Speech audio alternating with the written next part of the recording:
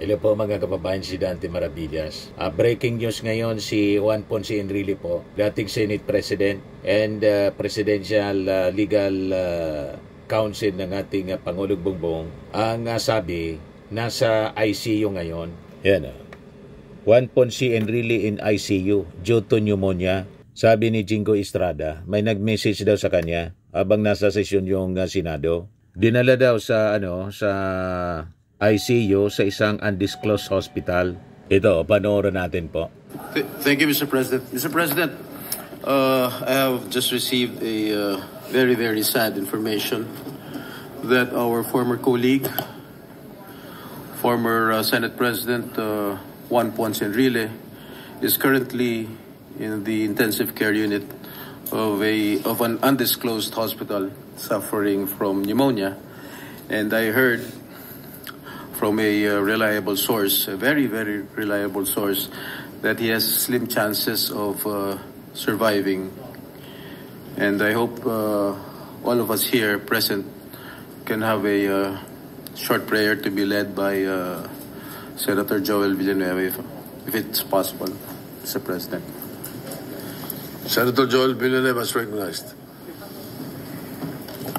May we ask everyone to rise and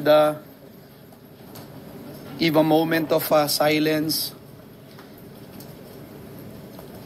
Dakilang Diyos, Ama naming sumasalangit, kami pong lahat ay lumalapit, naninikluhod sa iyo, humihingi ng tawad sa anumang kasalanan na aming nagawa sa isip, sa salita o sa gawa. Sa mga oras po na ito, amin pong idinadalangin at idinudulog sa iyo ang buhay ng isang aming colleague, mentor, Senate President, kamanggagawa, tagapaglingkod, naninilbihan para sa aming mga kababayan, Senator Juan Ponce Enrile. Ikaw, O Diyos, ang may hawak ng kanyang buhay.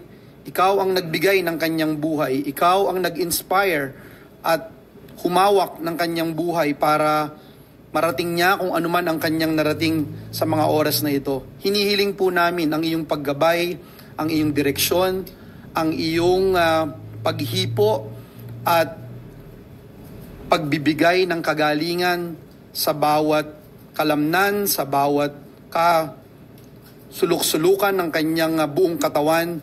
Hawakan mo po ito at hinihiling namin ang iyong intervention sa kanyang buhay. Tulungan mo rin po ang kanyang mga pamilya at mahal sa buhay at tunay, O Diyos, na ang tanging dakilang plano at ang iyong ninanais sa kanyang buhay ay mangyari.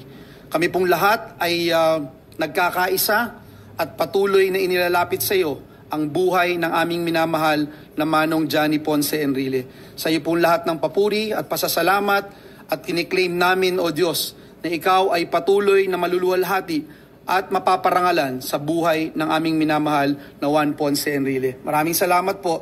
In Jesus' name we pray. Amen and amen. Thank you.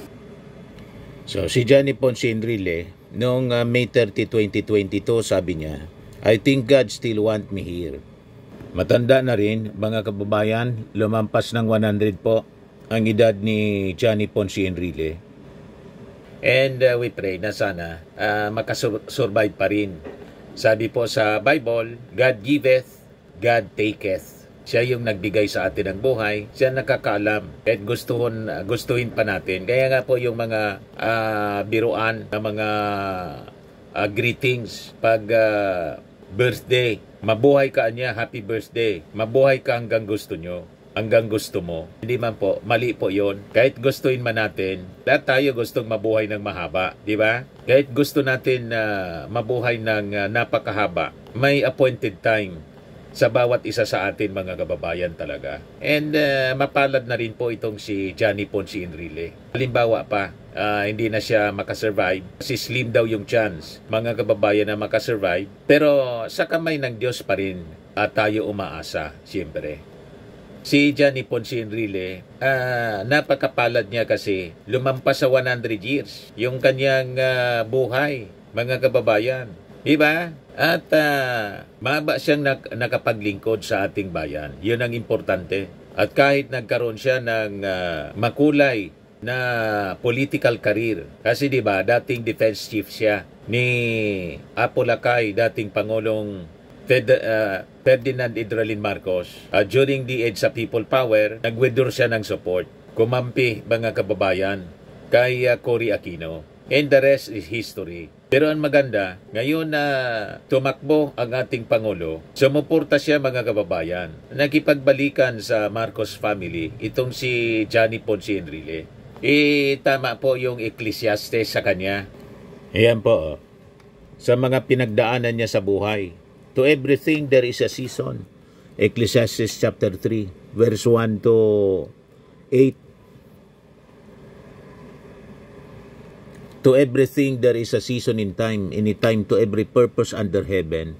A time to be born, any time to die. A time to plant, any time to pluck up that which is planted. A time to kill, any time to heal. A time to break down, any time to build up. A time to weep, any time to laugh. A time to mourn, any time to dance. A time to cast away stones, any time to gather stones together. A time to embrace, any time to refrain from embracing. A time to get, any time to lose. A time to keep, any time to cast away. A time to rent, any time to sue. A time to keep silence, any time to speak. A time to love, any time to hate. A time of war, any time of peace.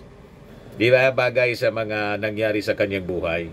Kaya sabi ni Melchor Vergara, maganda tong message niya, no? Melchor Vergara, isang Marcos supporter. He's had a long and very eventful life. Like him or hate him, there is no denying he had a big part in the history of our country.